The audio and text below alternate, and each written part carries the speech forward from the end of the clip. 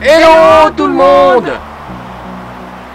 Nous sommes à nouveau en Grèce. Après avoir passé 6 semaines en Turquie, on voulait absolument revenir en Grèce pour voir les météores. Que nous n'avions pas pu faire à cause de la météo. Et puis on a une annonce importante à vous faire.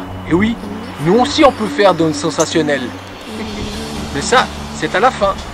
Donc si vous voulez, vous pouvez directement vous y rendre. Mais c'est dommage, parce que vous rateriez de belles images. Ouais, c'est vrai. Allez, à tout de suite. À toutes. On attend. Eh oui, retour en Grèce. Je crois que les Grecs ont décidé de nous faire poireauter à la frontière. Il était plus facile de sortir de la Turquie que d'entrer en Grèce.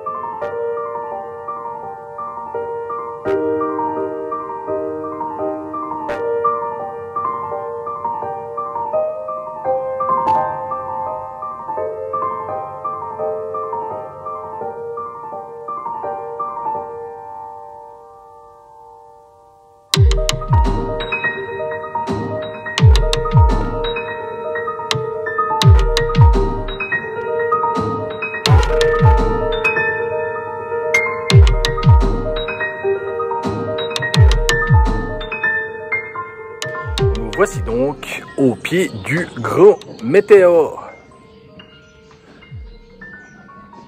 On vous en dira un peu plus tard sur ces météores. Mais sachez que pour venir visiter les météores et ces monastères, faites attention aux jours et aux heures d'ouverture. Celles-ci diffèrent de jour en jour, je ne veux pas dire d'heure en heure, mais en fonction de la saison également. Et la lumière est au bout du tunnel.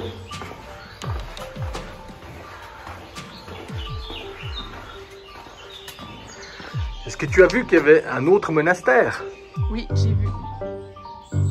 Le monastère de Varlam.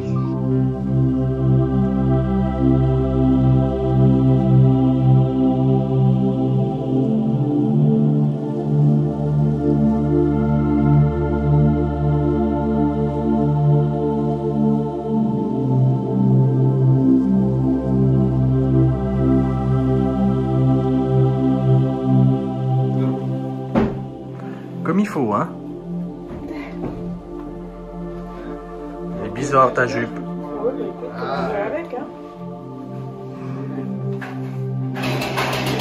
Alors, ces météores, mais qu'est-ce donc? Ce sont des concrétions. Et oui, celle-ci se trouvait à l'époque sous la mer de Thessalie. Et puis, lorsque la terre s'ouvrit entre les monts Olympe et Ossas, hop, la mer s'en alla. Et il resta ceux-ci qui ensuite furent érodés par le vent, la pluie et le temps. Alors ce caillou-là, le jour où il tombe, ça va faire du bruit. Et puis ces météores, cela vient du mot météora, qui veut dire tomber du ciel. Et oui, Dieu envoya ces météores afin que les ascètes puissent venir prier tranquillement.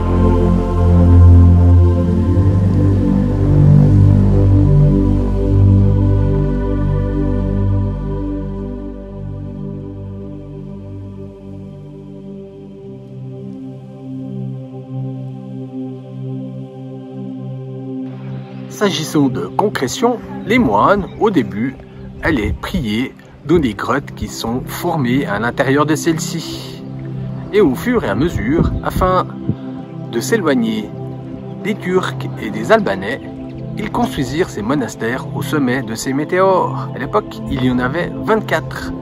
Il en reste aujourd'hui 6 ouverts au public.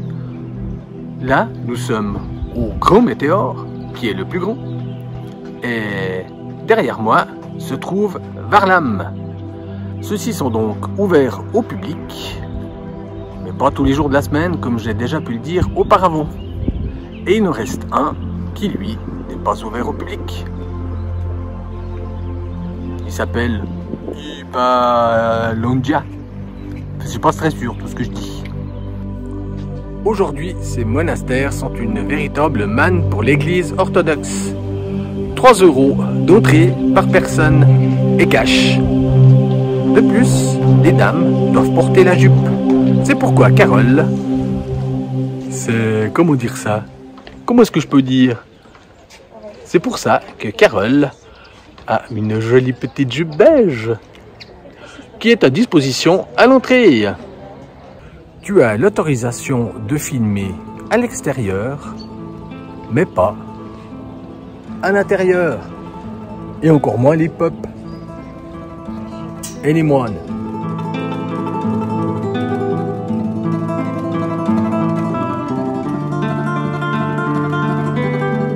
Alors les dernières cuisines que nous avions filmées, c'était celle du palais Topkapı à Istanbul. Et voici celle des grands météores.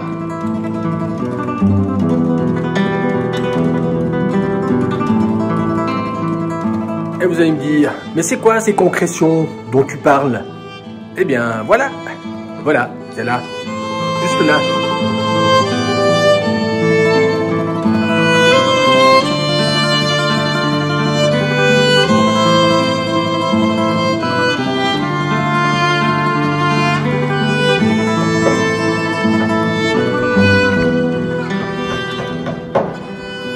Nous aussi on aurait pu prendre le téléphérique. Et le plus important de tout ça, c'est toujours d'avoir le sourire.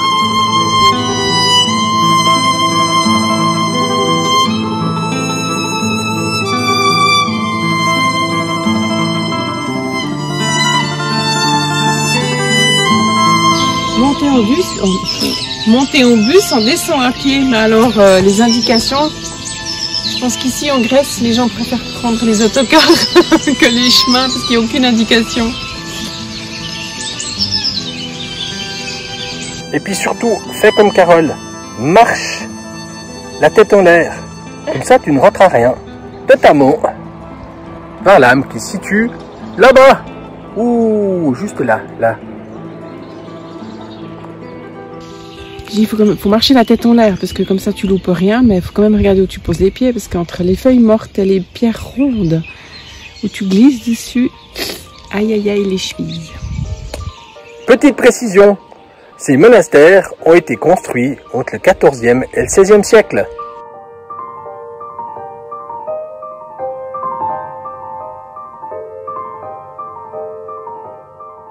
Mais les tout premiers, au XIe siècle déjà.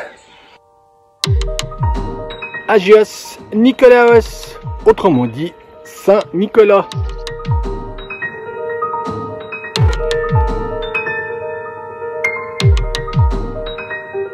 Alors au météore, tu peux faire tous les monastères si tu veux, ou alors les 3 qui sont à gauche et les 3 qui sont à droite.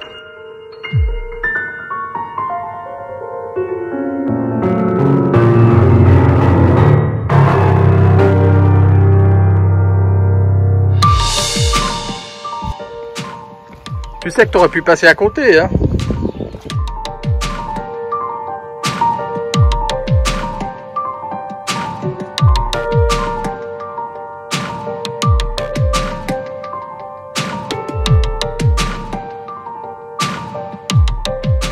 Le moins qu'on puisse dire, c'est que ça se mérite. Ouais, ça grimpe. Hein.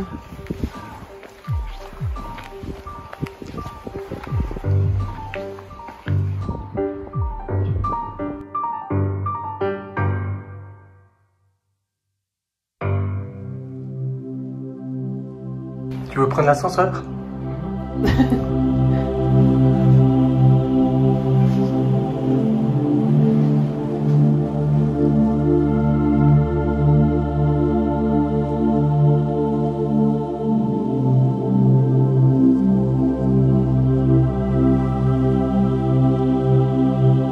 Je posais la question, mais qu'est-ce que c'était que ce bruit?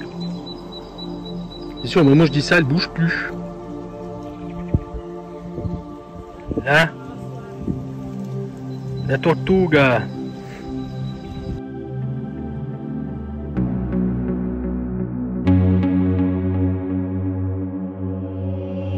Pas mal ces météores, hein? Ah ouais, moi j'ai trouvé ça magnifique. Ouais.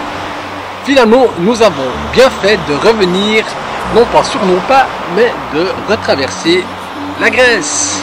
Mais au moment où paraît cette vidéo, cela fait déjà une dizaine de jours que nous sommes en Suisse.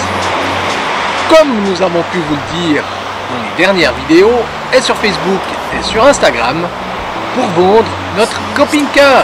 Nous avons quitté la Grèce par le ferry pour nous rendre en Italie et prendre quelques jours de vacances. Cool, à la cool. C'est donc la fin de ce tour d'Europe. Plus de 15 mois sur les routes, 36 000 km et 22 pays traversés. Par ailleurs, nous vous ferons prochainement une petite vidéo sur le sujet. Si vous avez des questions, n'hésitez pas à nous les poser, c'est volontiers qu'on y répondra. Si nous sommes de passage en Suisse et vendons notre camping-car, c'est pas pour arrêter cette vie nomade, mais c'est surtout pour organiser notre prochain projet, notre projet initial, avant cette scrognonieux de pandémie. Ces prochaines semaines, vous verrez donc les préparatifs pour la vente du véhicule, les affonds, tout quoi. Ouais, et il y a du boulot. Et puis, également les préparatifs pour notre départ sur un autre continent. Mais lequel?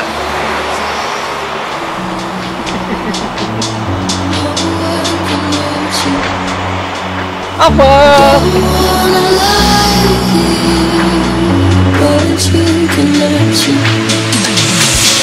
If I could change the way we just